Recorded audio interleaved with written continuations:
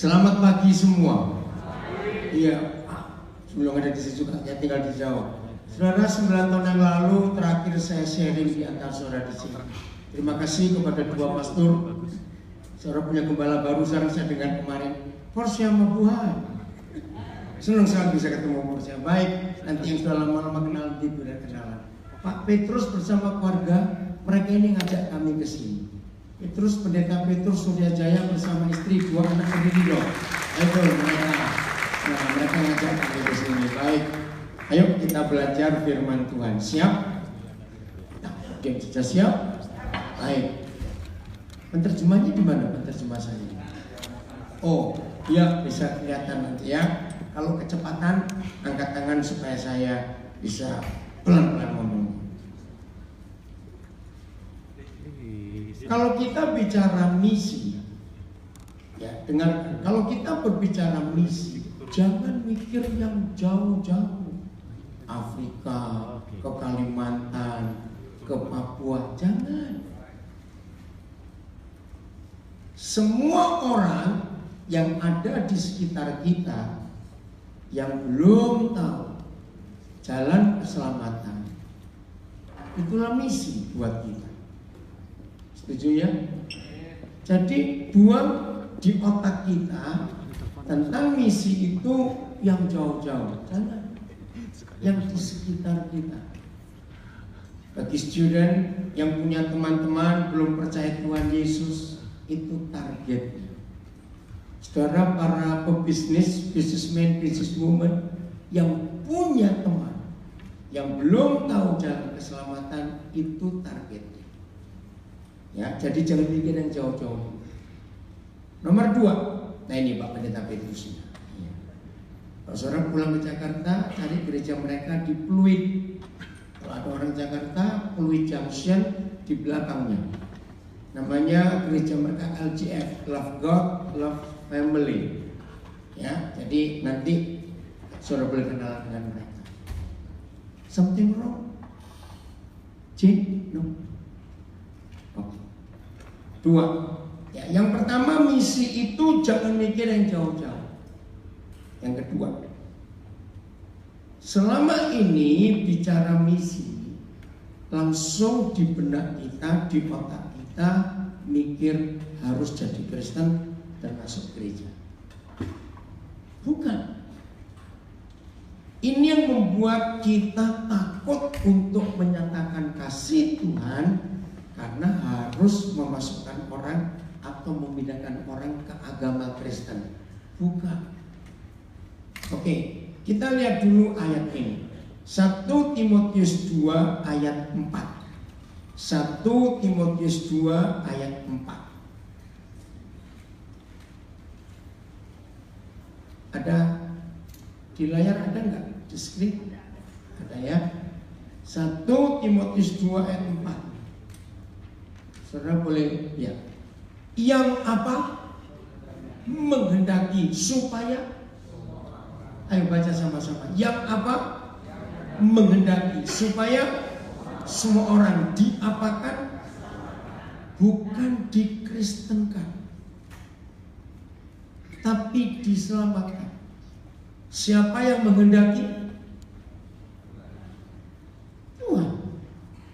Diselamatkan untuk apa? Diselamatkan untuk memperoleh pengetahuan, to know, mengenal kebenaran. Siapa kebenaran itu? Ayo, siapa kebenaran itu? Akulah jalan, akulah kebenaran, akulah itu. Jadi tolong pegang 2 konsep ini. Saya ulangi lagi, misi tidak perlu yang ke jauh-jauh.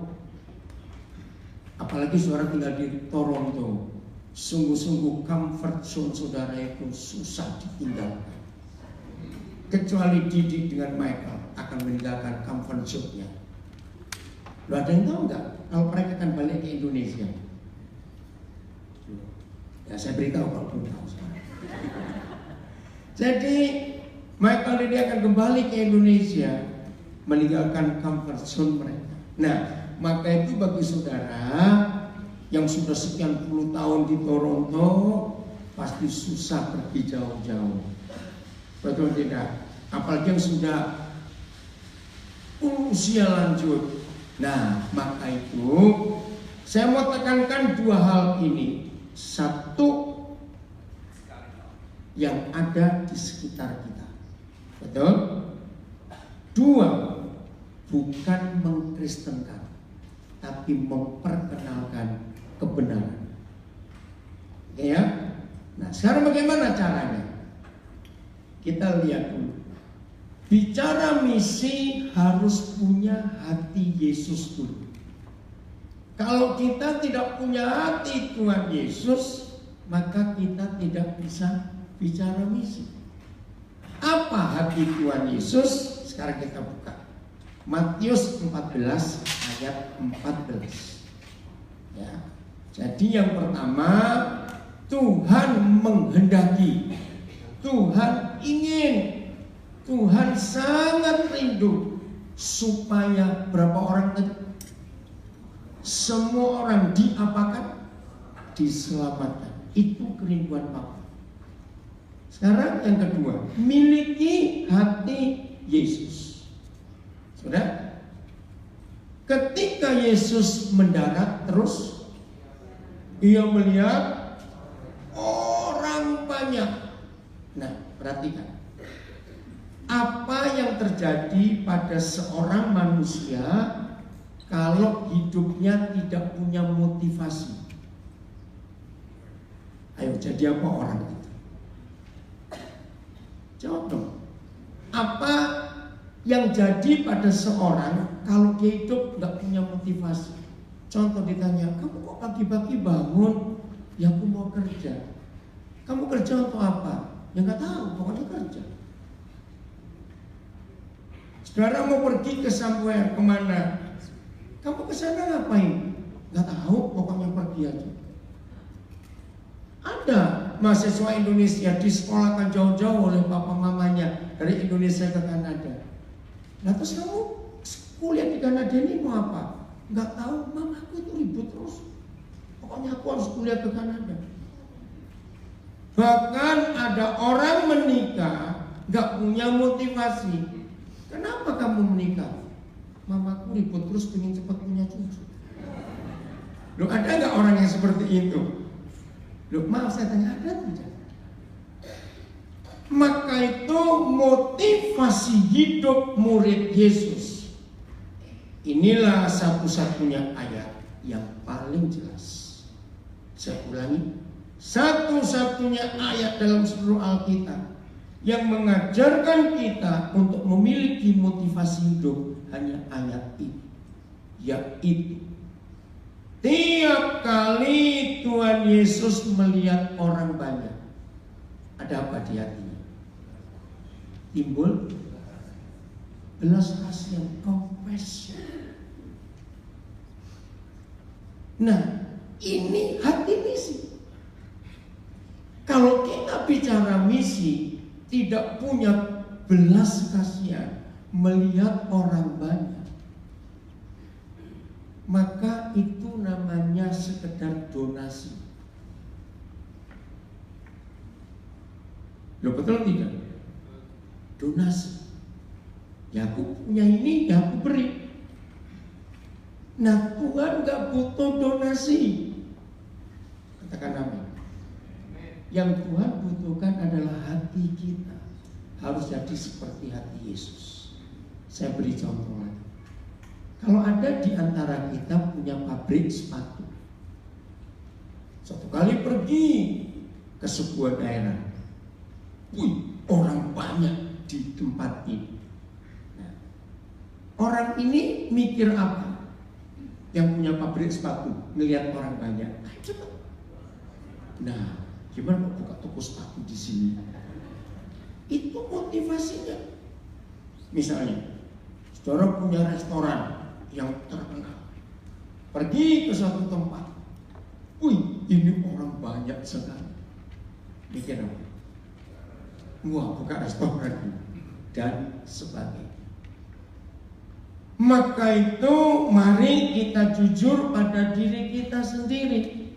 Tiap kali lihat orang banyak, apa yang muncul di hati kita? Maka 90 sekian persen manusia akhir zaman akan berkata, I don't care, aku gak peduli, bukan urusan. Mari kita jujur pada diri kita sendiri. Selama ini, tiap kali kita lihat orang banyak, apa yang muncul? Masih ingat cerita perwira di Kapernaum yang terjadi mujizat luar biasa? Masih ingat siapanya yang sakit? Budaknya. Betul? Sakitnya apa? Pilek? Loh, sakitnya apa saya tanya? Pilek, pusing. Lalu jawab, sakitnya apa? Alkitab bilang sakit keras hampir mati. Berarti kalau sekarang sakit apa itu? Sakit perut? Bukan, sakit perut. Sakit apa kalau sekarang? Stroke, kanker. Betul. Jujur ya, biasanya kalau kita umum ya punya pembantu, kita sakit bawa ke dokter. Dokter diagnosis, waduh ini parah. Biasanya ya paling kita kasih gaji, bawa pulang ya, ini gaji 6 bulan. Betul nggak? Supaya apa? Kalau mati jangan di rumahku, repot. Mati di kampung saja. Wajar bukan, namanya manusia. Tapi jenderal ini enggak. Carikan Yesus ada di mana. Itu hati misi. Mungkin saudara berkata di sini, ya di Kanada orang-orang susah yang ngurus pemerintah. Kan sering kita berkata begitu. Oke. Kemarin sore bersama Joe dan Hana kami makan bersama-sama, lalu cerita tentang Philip. Oh Philip, gimana Philip? Oh itu dia, tepuk tangan orang gila. Iya, terima kasih. Dia pernah sharing nggak di Jemaat? Belum ya. Nah, kok saudara tahu hasil chatnya dia ya? Nah ini, dia ini orang Iran yang terdampar di Medan berapa banyak tahun yang lalu. Bukan Kristen. Wah, kisahnya luar biasa. Ternyata Joe ICC jadi penyelamat buat dia. Nanti biar Joe yang sharing atau Philip. Dia mengalami siksaan yang mengerikan karena Injil. Kalau tidak ada saudara, Philip nggak akan selamat. Kisahnya mengerikan. Kemarin waktu kami dengar, saya dengan Lucy dengar, saya bilang harus buat buku. Nah karena dia lama di Medan, dia bisa bahasa Indonesia. Philip masih bisa bahasa Indonesia. Berapa tahun di Medan, Philip? 5 tahun di penjara. Jangan lupa, bukan jalan-jalan di sana, di penjara 5 tahun. Sebab info yang masuk ke pemerintah Indonesia, dia ini teroris, langsung ditangkap. Nah dia bisa selamat karena dia terjun dari kapal, berenang, taunya dia sampai di Sumatera. Nah kisahnya luar biasa. Ada banyak orang-orang di sekitar kita yang seperti Philip, betul? Nah, saya kembalikan ke ayat. Mengapa Tuhan Yesus timbul belas kasihan? Lihat orang banyak, jawabannya. Baca 1, 2, 3. Dan ya tergeraklah oleh belas kasihan kepada mereka dan yang menyembuhkan orang yang sakit. Terus ayat 15-nya. Ini alasannya ayat 15. Ya, menjelang malam murid-muridnya datang kepadanya dan berkata, tempat ini sunyi dan hari sudah mulai malam. Suruhlah orang banyak itu pergi supaya mereka dapat membeli makanan di desa-desa. Jadi alasan Tuhan Yesus karena mereka itu lapar. Maka itu dia punya hati yang berbelas kasihan. Oke. Mencari orang lapar itu susah atau mudah? Ayo jawab. Mencari orang kelaparan susah atau mudah? Mudah. Nah, saya tunjukkan ya. Misi yang paling simpel, yang paling sederhana itu memberi makan orang. Kenapa? Hari ini saya akan mengajar struktur misi dari doa Bapa Kami. Masih ingat permintaan kedua setelah datanglah kerajaanmu? Apa? Berikanlah. Bukan permintaan kedua, berikanlah. Masa lupa? Berikanlah kepada kami makanan kami yang secukupnya. Saudara, itu misi. Kenapa itu misi? Kita tinggalkan dulu ayat ini. Matius 4 ayat 2 dan 3. Coba lihat. Matius 4 ayat 2 dan 3. Kenapa permintaan kedua setelah datanglah kerajaanmu, langsung berikanlah kepada kami makanan kami yang secukupnya. Ini masalah. Dan setelah berpuasa 40 hari dan 40 malam, Tuhan Yesus bagaimana? Laparlah Yesus. Ayat 3. Begitu Tuhan Yesus lapar, yang datang siapa? Setan. Dengar, ayat ini saya pegang untuk misi sampai hari ini. Kalau yang lapar Yesus, setan berani datang. Apalagi kalau yang lapar kita, setannya lebih banyak. Loh, betul tidak, saudara? Loh, renungan ini jangan dianggap guyonan. Ini yang membuat saya, yang Didik katakan tadi, tetap bermisi. Karena di mana ada orang lapar, pasti ada setan. Dan itu universal. Itu natur alami, betul enggak? Orang lapar, kalau tidak dipenuhi kebutuhannya, dia jadi jahat, bisa mencuri dan sebagainya. Jumat malam di rumah Pastor Jo, Kosomi beri saya daftar itu. Sudah disebarkan belum? Kosomi sudah ya. Bahwa coba lihat di apa itu warta gereja. Kapan itu gereja akan adakan ini? November tanggal 4. Saudara baca. Waktu saya baca itu di rumah Pastor Jo, oh, nggak usah beli di toko, di rumah saudara pasti ada kok barang-barang itu. Coba baca dulu, coba baca dulu. Alfian, apa kabar kamu? Lama gak ketemu. Coba baca dulu ya. Nah, tolong yang belum dapat, angkat tangan. Siapa belum dapat? Aduh, ada yang belum dapat. Tolong asyik supaya nggak ada alasan. Kok saya nggak tahu apa-apa? Awas kamu begitu. Ayo, yang belum dapat angkat tangan yang tinggi. Di depan ada satu, belakang ada satu. Ayo asyik. Mana? Tolong, kasih. Yang tinggi angkat tangan, nggak jelas. Mana? Ada tiga. Oke ya. Nah, jadi misi itu bukan bicara yang sulit-sulit, tidak. Pokoknya ketemu orang lapar, beri makan. Katakan amin. Oke, jadi setuju ya? Di mana ada orang lapar pasti ada setan. Jangan lupa kalimat ini. Maka itu Tuhan Yesus memerintah beri mereka makan. Saya kembali kepada ayat ini. Berikanlah kepada kami makanan kami yang secukupnya. Oke? Nah, dengar. Tuhan jawab enggak? Berikanlah kepada kami makanan kami secukupnya. Tuhan jawab tidak? Tidak. Bu, oke. Karena yang diberi itu lebih. Lu betul toh? Oh iya, saya tanya siapa? Kita mintanya secukupnya, tapi dapatnya lebih. Jadi dia nggak jawab, karena jawabnya lebih. Nah kita tanya, oh ini ada wajah yang nggak percaya. Oh, ada doa ada di situ kan?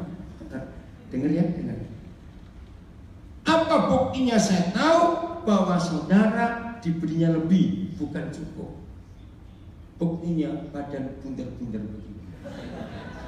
Jangan tersinggung. Loh betul tidak?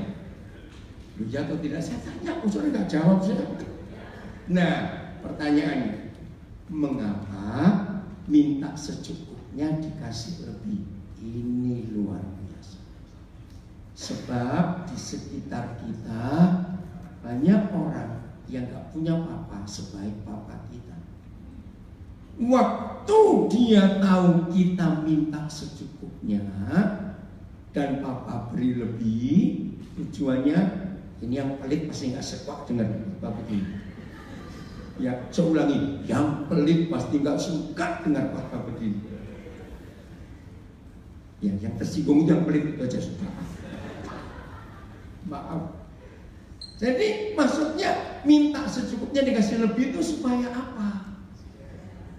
Share, berbagi. Tanya istri saya. Dia selalu tahu kalau sudah mulai sore, saya sudah ngitung nanti yang mau makan siapa saja di rumah dan ternyata ada sisa. Saya pasti cari orang. Ayo cari yang belum makan, suruh ke rumah. Kalau tidak ada lagi yang makan, nah, tetangga-tetangga kami di Nabire itu banyak yang pelihara babi. Maka babi pun dapat kesempatan. Sebab saya punya prinsip, kalau kita nyimpan makanan yang hari ini, give me our daily bread, harian bukan, bukan mingguan, bukan tahunan. Ingat, betul? Ingat mana dari surga, jatahnya untuk sapuan. Ada yang malas bangun pagi besok, mereka simpan mana itu, jadi apa? Busuk. Nah, saya pakai ayat itu untuk misi. Jadi anak-anak Tuhan, kecuali yang punya restorannya, tidak boleh simpan makanan hari ini buat besok, nggak boleh. Nah, takut semua.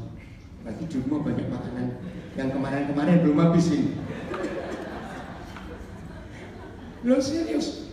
Jadi lemari es kita itu hanya untuk air, sayur mentah dan buah, yang lain enggak. Nanti kita periksa rumah makan. Kenapa? Dengar, kalau saudara simpan makanan hari ini buat besok, istilahnya, berarti malam ini ada orang lapar, tidur dengan lapar. Karena makanannya saudara sembunyikan di lemari es saudara. Logika anak-anak. Dua, besok yang jual sayur gak laku karena saudara gak masak. Loh ya atau tidak? Logika anak-anak ini. Nomor tiga, makanan yang disimpan terus dimasak lagi itu gak sehat. Jawabnya atau tidak? Kecuali yang pelit bilang sehat kok, ya apa-apa. Loh, serius? Jadi ngerti nggak maksud ini? Beri makan. Saudara baca hidup Tuhan Yesus. Tiap kali dia selesai ketemu orang, pasti ngajak makan. Loh ya atau tidak baca di Alkitab? Kenapa dia suka ngajak makan? Supaya nggak ada setan. Karena kalau masih ada orang lapar, di situ pasti ada setan. Maka itu selebaran saya bagi, kenyangkan mereka supaya nggak ada setan lagi di sekitar kita. Ini prinsip yang luar biasa. Permintaan berikut, setelah berikanlah kepada kami makan kami secukupnya, ada apa? Masuk lupa. Kalau enggak kita baca ya doa Bapa kami, ulang. Ayo, setelah berikanlah kepada kami makan kami, Tuhan bilang, ampunilah. Wow, ini luar biasa. Sampai hari ini, saya kalau memberitakan kasih Tuhan tidak pernah ditolak orang, karena semua orang butuh makanan dan butuh pengampunan. Betul tidak? Ampunilah kesalahan kami, seperti kami juga mengampuni orang bersalah kepada kami. Itu dilanjutkan oleh Tuhan Yesus sebelum dia naik ke surga. Mari kita buka Yohanes 20 ayat 22 dan 23. Jadi hari ini kita belajar misi dengan pola Tuhan Yesus. Bukan belajar misi dengan pola misi gereja-gereja yang dulu. Tidak. Yohanes 20 ayat 22 dan 23. Siapa yang pernah dengar kira-kira 15 tahun terakhir, dunia ini, dunia medis khususnya, itu punya sebuah quotation yang sakti, kalimat yang sakti. Begini kata dunia, forgiving is healing. Dan anehnya yang menemukan forgiving is healing bukan gereja. Justru mereka yang di dunia ini. Penemunya Paul Keating, Prime Minister Australia tahun 90 bulan Juni. Saya waktu itu di sana. Paul Keating berkata kepada parlemen, kita tidak akan bermasalah untuk health insurance buat rakyat. Tapi kalau rakyat tidak diajar hidup sehat, kita bangkrut juga negara ini. Betul bukan? Saya kira Kanada juga. Nah, Paul Keating minta kepada parlemen, Department Health, coba temukan kenapa sih orang-orang ini sakit. Nah, kecuali karena makanan, ditemukan orang yang tidak mengampuni itu pasti sakitnya banyak. Maka itu Australia tahun 90 mengkampanyekan campaign di mana-mana, di sekolah, di perempatan jalan, di supermarket, di tempat-tempat umum. Forgiving is healing, forgiving is healing. Dunia aja mengaku. Saya percaya semua yang rajin ke dokter akan tahu. Sekarang dokter selalu tanya soal stresnya, tinggi atau rendah. Betul? Dan itulah Alkitab. Hati yang gembira adalah obat yang manjur, tapi semangat yang katak mengeringkan tulang. Maka itu orang gila jarang sakit.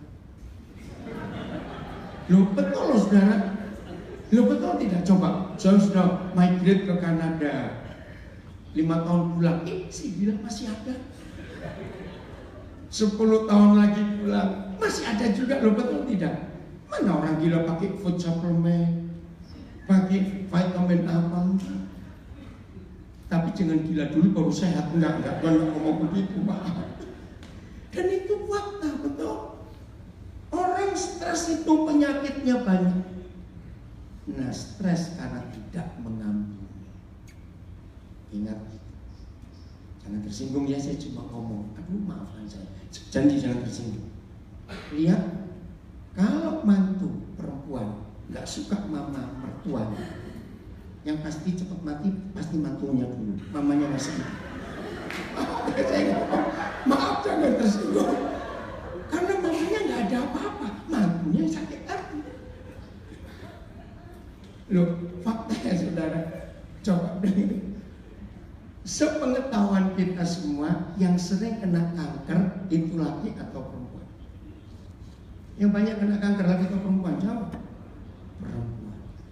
Ini rahasia. Orang Jawa bilang perempuan itu mendem jeruk, suka nyimpen terus, apa-apa disimpan terus. Nah itu penyakitnya datang. Maka itu misi permintaan yang ketiga, ampunilah. Itu untuk kita. Tapi setelah Tuhan Yesus bangkit, dia beritanya begini. Dan sesudah berkata demikian, ia mengembusi mereka, itu tiup, dan berkata apa? Terimalah Roh Kudus. Lihat apa yang terjadi setelah gereja terima Roh Kudus. Kalimat berikut apa? Ayo, jika baca. Jika atau saya dulu. Jika. Nah, mengapa tidak berkata setelah terima Roh Kudus pergi untuk menginjil. Enggak. Ada otoritas yang paling tinggi yang gereja terima dari kepala gereja, yaitu mengampuni orang. Saudara perhatikan, apa bedanya mengampuni orang berdosa dan mengampuni dosa orang? Itu ternyata beda. Yang Yesus katakan kita harus apa? Ayo baca, mengampuni dosa orang. Saya cari bedanya apa tuh? Ternyata begini. Siapa masih ingat di kitab Bilangan Perjanjian Lama, Yahweh Tuhan pernah pesan kepada Musa, Musa pilihkan 6 kota, masih ingat? Sebagai kota perlindungan. Tujuannya, kalau ada orang jahat, penjahat, pembunuh, macam-macam, lari ke kota itu, masuk, dia aman dulu. Nggak boleh ditangkap, nggak boleh diadili nanti. Nah, mengampuni orang berdosa, kalau orang itu nyakitin kita, membenci kita, memfitnah kita, Tuhan Yesus berkata, musuh kita suruh ngapain? Racun? Lu nggak suruh apa? Tuhan bilang musuh kita suruh ngapain? Ampuni, berkati. Kalau musuh kita lapar, beri makan. Betul? Nah, itu kalau mengampuni orang berdosa. Tapi ini mengampuni dosa orang. Beda, saudara. Nah, 6 kota perlindungan yang ada di kitab Bilangan itu diadopsi, dipakai oleh seluruh dunia, yaitu semua ambassador, semua duta besar punya tempat untuk suaka enggak? Immunity. Lo ya atau tidak? Coba. Oke. Nah, orang jahat yang masuk ke halaman duta besar tidak boleh ditangkap oleh polisi negara itu. Iya atau tidak? Nah, ini tugas kita. Oke, pelan-pelan ya. Kita lihat 2 Korintus 5 ayat 20. Tapi tolong pakai bahasa Inggris, karena bahasa Indonesia enggak, kurang jelas penerjemahannya. 2 Korintus 5 ayat 20. Inilah model misi yang Tuhan inginkan atas kita. 2 Korintus 5. Nah, siapa kita? Now, ayo baca. Now, jadi now ini kapan? Besok tetap now. Tahun depan tetap now. Berarti tiap hari. Siapa kita? Bukan camat, ingat baik-baik. Siapa kita lagi sekali? Ambassadors for Christ. Ini luar biasa. Percaya atau tidak, setelah di sekitar kita begitu banyak orang lapar, hal kedua, di sekitar kita banyak gak orang sakit hati? Banyak gak orang disakiti hati?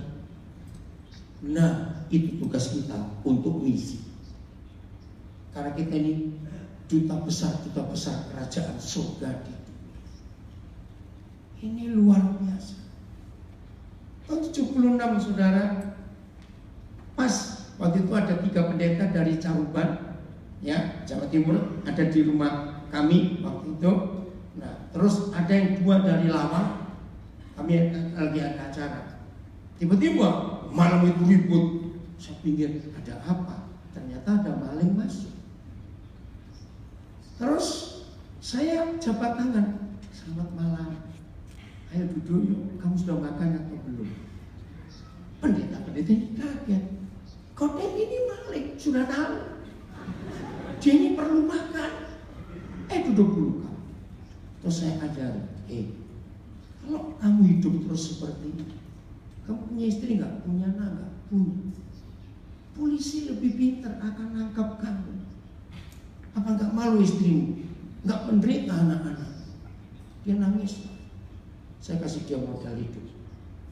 Kerja yang baik, saya kasih modal. Saya injili dia. Maka itu sampai hari ini saya selalu mengajak, kalau ada maling masuk, sambut, jangan teriak-teriak. Loh betul, karena kita kan duta besar bukan camat. Loh, kok pertama? Oke. Loh kenapa? Alasannya gini loh, cari jiwa itu susah. Ini datang sendiri. Ya harus disambut. Aminkan cepat. Tanya istri saya itu nggak takut rumah gak dikunci, nggak apa-apa.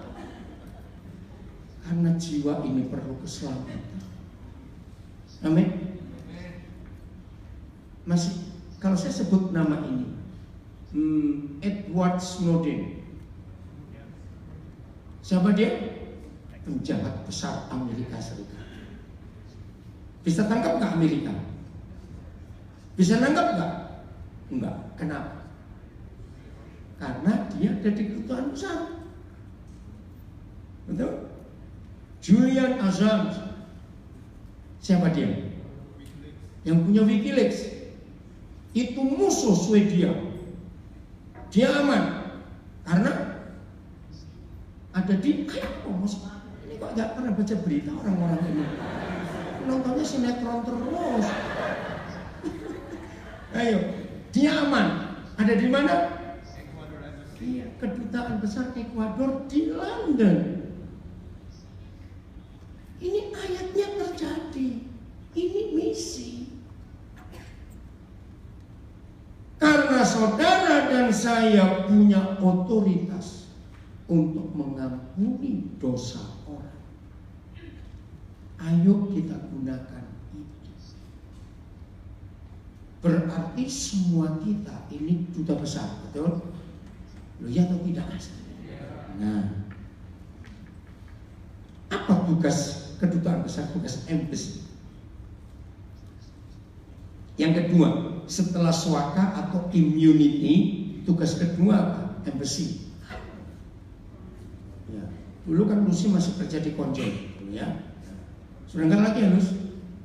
Ada Lus enggak? Oh enggak ada. Oke, dengar. Apa tugasnya embassy? Kedutaan besar. Yang kedua. Oke, saya terangkan dengan cepat, susah benar.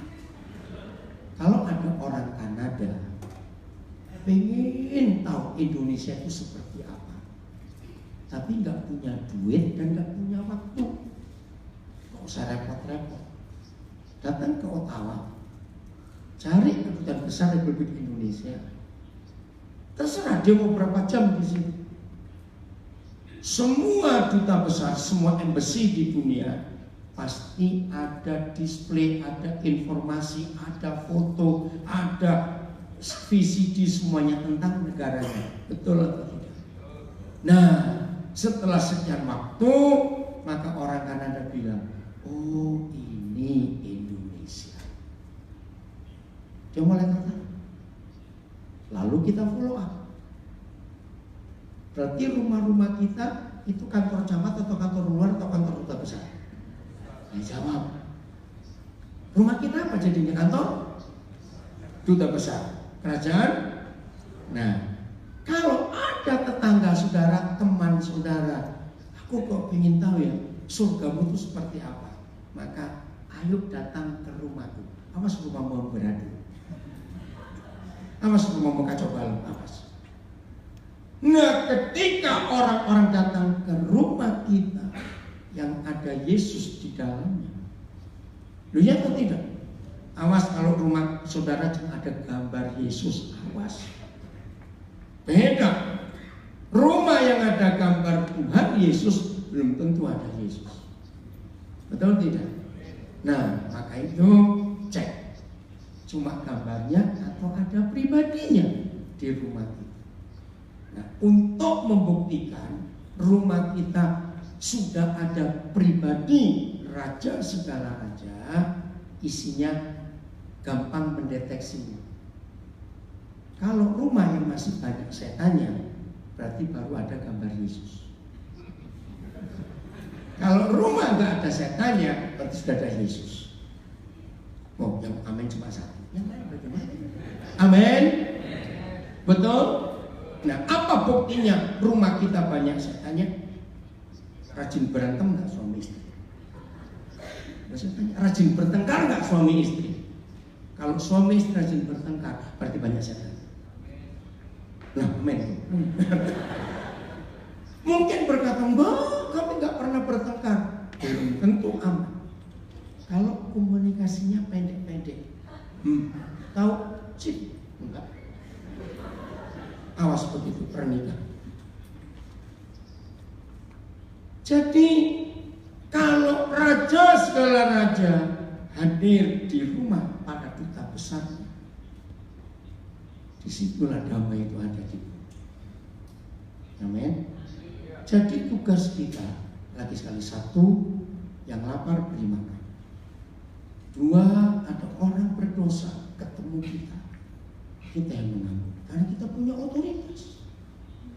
Ini luar biasa. Nah, yang belum pernah praktek. Maka itu kita jadi duta besar. Begitu ada orang berdosa yang kita temu dosa orangnya, ajak rumah, ayo kesini dulu, layani, sharing tentang kasih Tuhan, tentang pengampunan. Itu yang Tuhan minta. Supaya Injil itu nyata bagi semua orang. Nah, sampai di sini. Kalau begitu, bermisi itu susah atau mudah? Dengan dua hal ini tadi, beri makan dan mengampuni. Jawab mudah atau susah? Mudah. Karena kita tiap hari ketemu orang lapar dan kita pasti ketemu orang berdosa. Saudara, kalau saudara jalan dengan kami di Indonesia, ya, saya punya kebiasaan. Kalau diajak orang atau kami pergi sendiri, ke toko roti atau ke restoran. Begitu saya turun di Indonesia ini, kan pasti ada tukang parkir. Saya pasti tanya dulu, sudah makan atau belum? Itu pertanyaan saya. Di Indonesia kalau kita ke washroom publik, kan pasti ada yang jaga, bukan?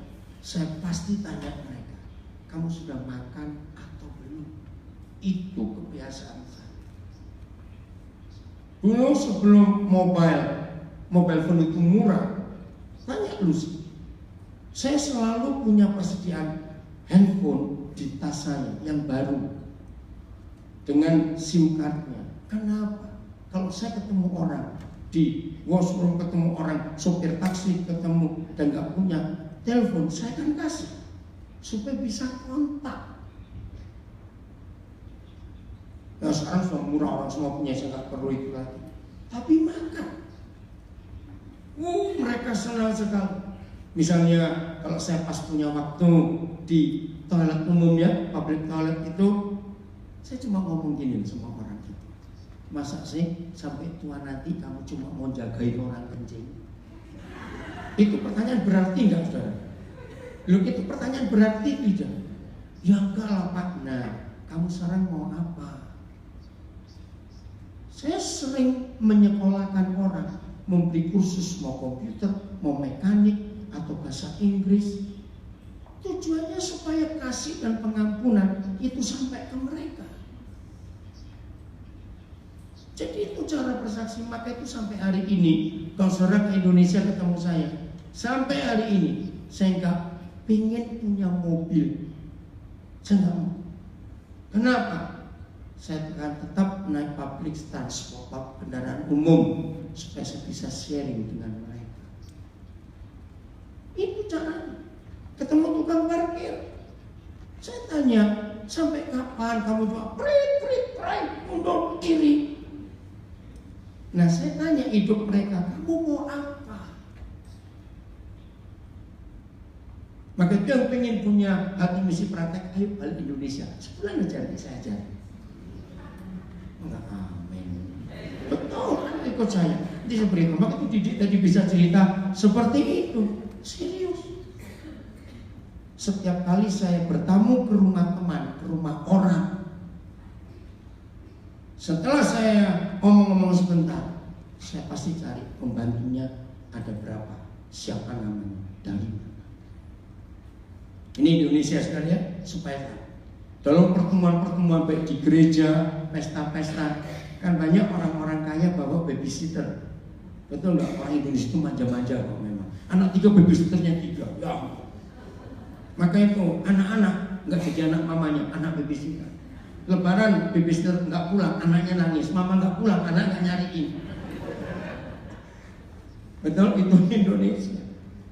Nah, saya ajari kalau kita ketemu ada satu keluarga yang kita kenal bawa babysitter, jangan sepelekan babysitter. Saya ajari jabat tangan, kenalkan siapa namanya, tanya asal mana. Itu cara mempunyai motivasi melihat orang banyak, timbul apa di hati kita. Nah, masalah mobil, bagi saudara yang mata mobilan, itu bahasa Indonesia apa sih nggak tahu?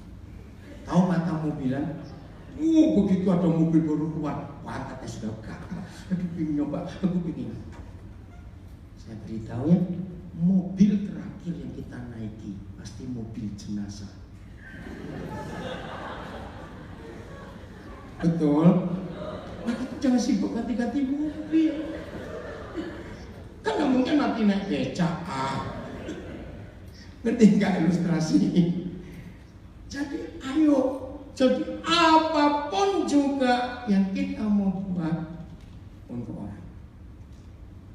Karena sasaran misi adalah orang, bukan gereja.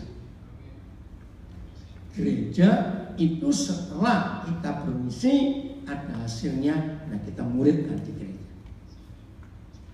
Ngerti ya?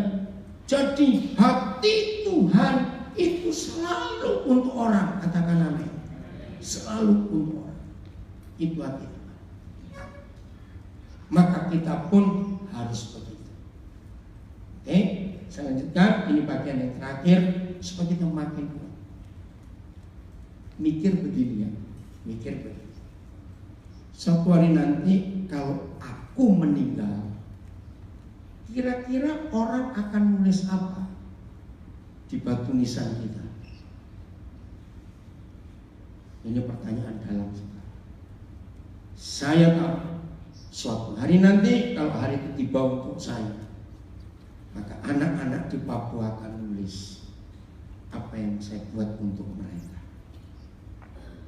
Pikirkan dari sekarang. Kan nggak mungkin ada orang yang cita-citanya kalau aku mati tulis ini ya, di sini dibaringkan maling terkenal. Karena mungkin, lo betul tidak? Ayo mikir apa?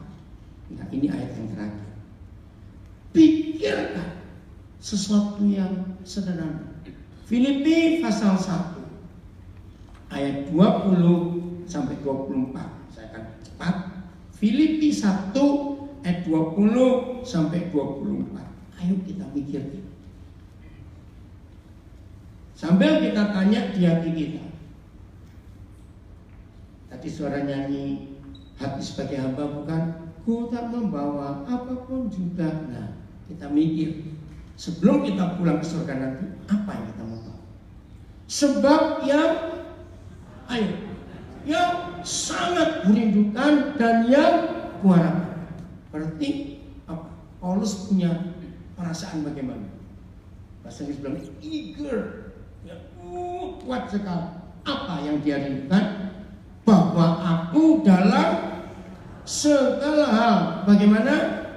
Tidak akan terusan beroleh malu, melainkan seperti jadi sejak dulu demikian pun sekarang. Apa yang dirindukan? Terus Kristus dengan nyata dimuliakan dalam tubuhku, baik oleh hidupku maupun oleh mati. Stop dulu. Nah, sekarang kita tanya, apa yang menjadi kerinduan kita paling dalam? Saya cuma cerita ya sekarang.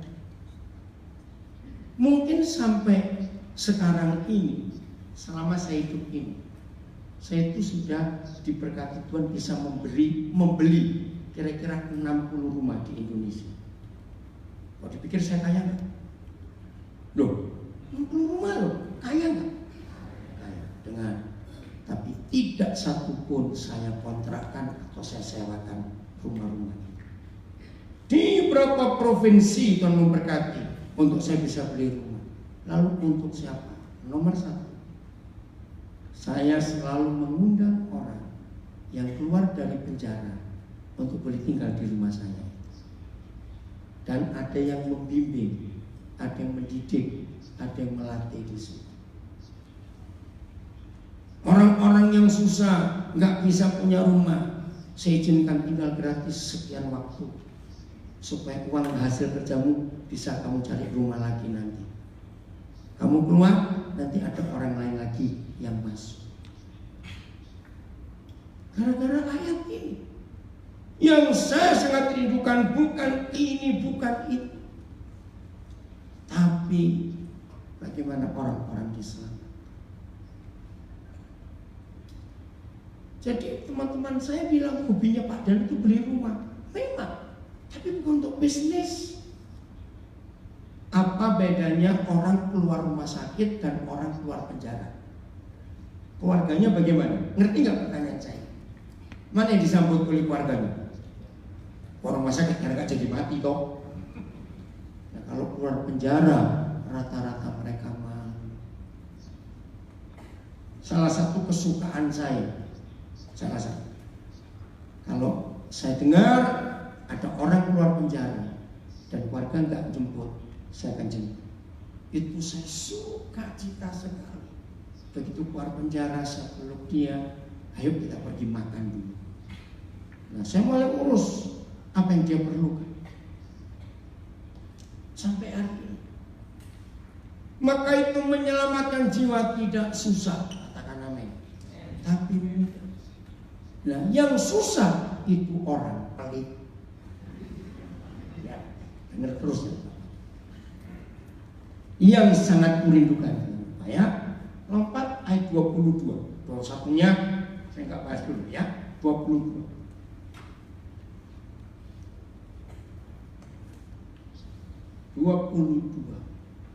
Oh, kepotong ini ayatnya. Oh ini. Tetapi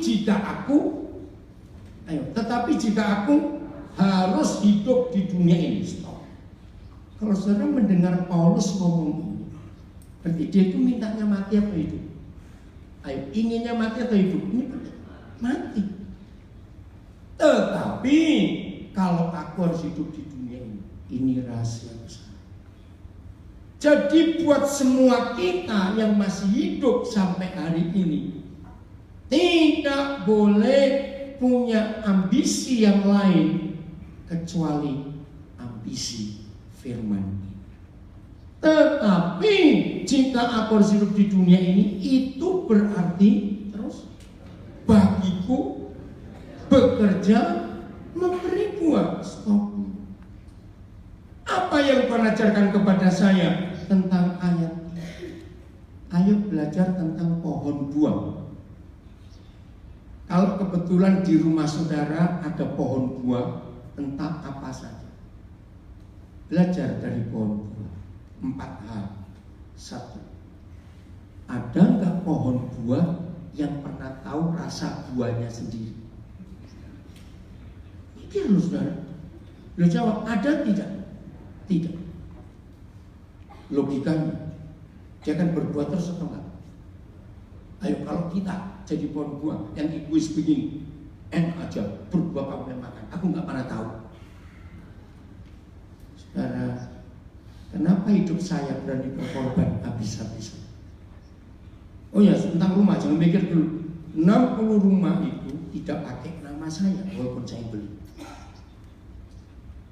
Aneh toh? Orang bilang, ngapain kamu beli rumah? Mati jangan dibawa. Segede apa rumah kita? Waktu mati cuma perlu 1 kali 2 meter. Loh betul atau tidak? Jadi rumah-rumah saya beli nggak atas nama saya. Saya yang bayar. Saya milih siapa yang boleh pakai nama itu. Maka itu hati saya nggak melekat kepada harta benda dunia ini. Sudah nggak disewakan, nggak dikontrakan, nggak pakai nama sendiri lagi. Nah, ini prinsip saya. Saya akan terus berbuat selama saya hidup. biar orang lain yang menikmati, saya nggak pusing. Ayat nomor 2. Ada nggak pohon buah tersinggung waktu dipetik buahnya, terus dia ngambek tahun depan nggak berbuah? Lalu jangan. Ada? Ya kalau kita ada sih. Ini luar biasa. Kalau aku harus hidup di dunia ini, aku harus jadi pohon buah. Kemarin saya dengar dari Didik, Tante M ini luar biasa. Kalau jalan pelan, tapi kalau mobil ngebut. Dan pelayanannya luar biasa, jemputin orang-orang. Wah, ya. Jadi Tuhan masih butuh tante di dunia. Umur berapa Tante Emi sekarang? Umur berapa? 89, wih keren, luar biasa. Tuhan masih perlu tante. Cari jiwa itu. Saudara ngerti sekarang? Siap jadi pohon buah? Loh, betul? Nomor 3. Kalau ada pohon buah, perlu pakai name card nggak? Perlu pakai iklan nggak? Untuk orang-orang datang? Cepat? Enggak. Begitu pohon itu berbuah, orang pasti datang. Anak Tuhan yang punya hati misi, nggak usah pakai iklan, nggak usah pakai macam-macam. Orang akan datang ke hidup orang itu. Karena ada buah. Yang keempat terakhir, di mana ada pohon buah, pasti ada biji. Dan biji itu bisa ditanam lagi dan jadi pohon yang lain. Hidup harus multiplikasi, berkembang. Walaupun yang nggak punya anak, kami, saudara tahu kami nggak punya anak, tapi ada 1000-an orang yang manggil kami papa mama. Termasuk Marcel. Marcel kemana? Oh, ya. Coba berdiri. Yang tadi singar bersama Didi. Ini anak ya, waktu kami buka kindergarten di kampungnya, orang tuanya nyekolahkan ke situ asrama. Kami nggak pernah bayangkan kalau kami lihat waktu dia masih taman kanak-kanak, sekarang dia ada di Kanada, dapat beasiswa. Dan ada 4 anak kami yang ada di New Zealand, ada yang di Amerika, luar biasa. Dari TK kami asuh mereka, dan sekolah yang kami dirikan itu sekolah gratis untuk mereka. Makan, pakaian, sepatu, buku, obat, semuanya gratis. Dan kami sudah jalan tahun berapa ini? 95 ke sini 23 tahun. Dan Tuhan pelihara. Makasih Ron, waktu itu berapa kali dari ICC sempat kirim ke Papua. Ini misi, bukan buat orang jadi Kristen. Oke? Ayat berikut. Ayat 23, 22 ya. Itu berarti bagiku bekerja memberi buah. Jadi mana yang harus kupilih? Aku tidak tahu. Apa yang tidak tahu yang dipilih Paulus? Ayat 23. Aku didesak dari 2 pihak. Terus aku ingin pergi dan diam bersama-sama dengan Kristus. Itu memang. Nah, berarti dia ingin mati atau ingin hidup? Ingin mati. Karena lebih enak. Ayat 24 ini ayat terakhir. Siapkan hati saudara untuk ngambil keputusan hari ini. Saudara ingin punya hati siapa? Lihat ayat 24. Tetapi apa? Ayo, lebih perlu untuk tinggal di dunia. Stop. Nah, ini pertanyaan buat kita yang masih hidup. Untuk apa tinggal di dunia? Ya, tunggu cucu menikah. Setelah itu mati ya nggak apa-apa. Awas ngomong begitu. Jangan tersinggung. Tunggu, kalau aku bisa ke Alaska misalnya, baru aku mati. Aduh, murah betul hidup itu cuma Alaska. Tapi ini yang kita harus tahu.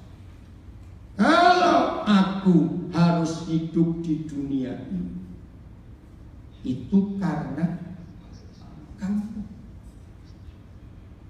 Jauh sebelum saya menikah, Tuhan sudah memberitahu saya, siapa kamu buat saya.